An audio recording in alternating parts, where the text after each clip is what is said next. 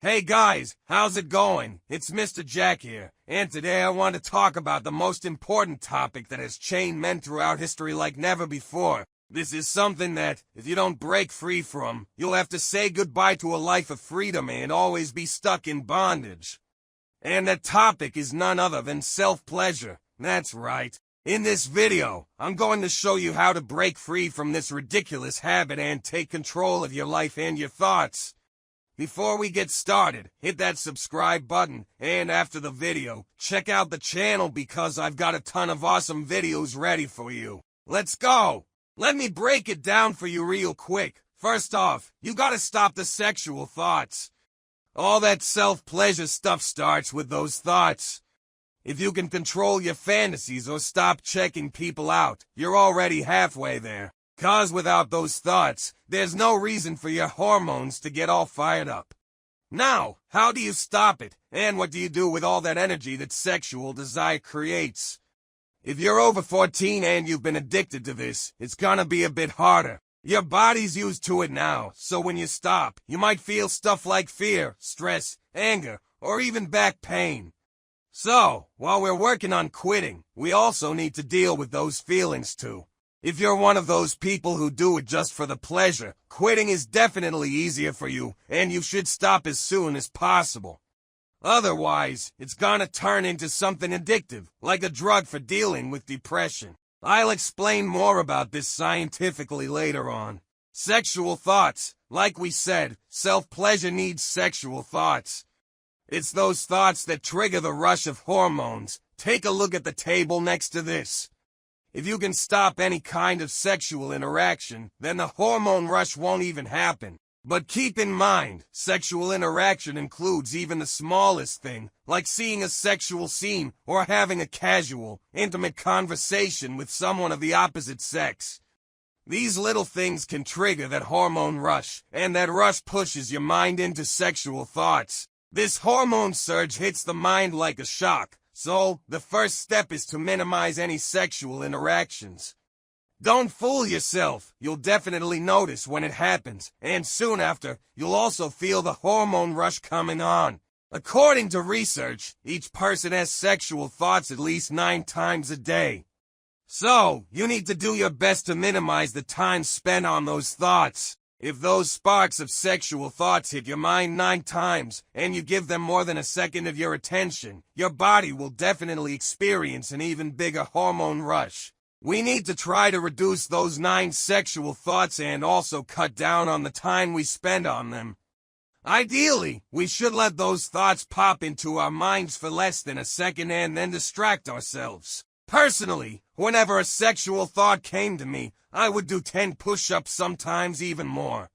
This way, my time spent on that thought was less than a second. Now, imagine if I gave in to those thoughts and tried to quit self-pleasure. Not only would I feel that hormonal pressure, but I'd also end up with pain in my kidneys, stomach, and bladder. Why? Because that hormone rush builds up without a release. One of the reasons I say that marriage is the best solution is because we need that sexual release. Of course, a thoughtful marriage has many other positive aspects too. Every time a sexual thought pops up, I do 10 push-ups. On the other hand, we need to fill our minds with other issues so that those sexual thoughts take up the least mental space possible. But I'll say this, since this is a natural need especially for men, our hormonal surges will naturally push us in that direction. However, we can use various topics to help prevent those hormone surges. The goal here is to forget about those thoughts, so the best way to do that is to focus on something else. You can use movies, music, books, and conversations to distract yourself. But be careful if these aren't done appropriately. They can actually lead to self-pleasure, which I'll discuss more later. Just to give you a heads up, music can really throw off your mental management. I'll get into the scientific name for this later. You can also use words to condition yourself. Personally, whenever a sexual thought comes to me, I use the phrase, "God, forgive me." That word represents my commitment to not act on those thoughts. I've written an article about proper conditioning, and you can find the link to it below. Now that we've covered the basics, let's dive into the details of why you shouldn't self-pleasure. When you engage in self-pleasure, you're messing with your mental structure. You might trick yourself into thinking you don't need the opposite sex, and while that might seem normal at first, over the years, like 30 years down the line, this can manifest into mental health issues. You could end up dealing with depression, homosexuality, masochism, or sadism, and managing anger and sadness will become really difficult. At that point, your body starts to control your mind.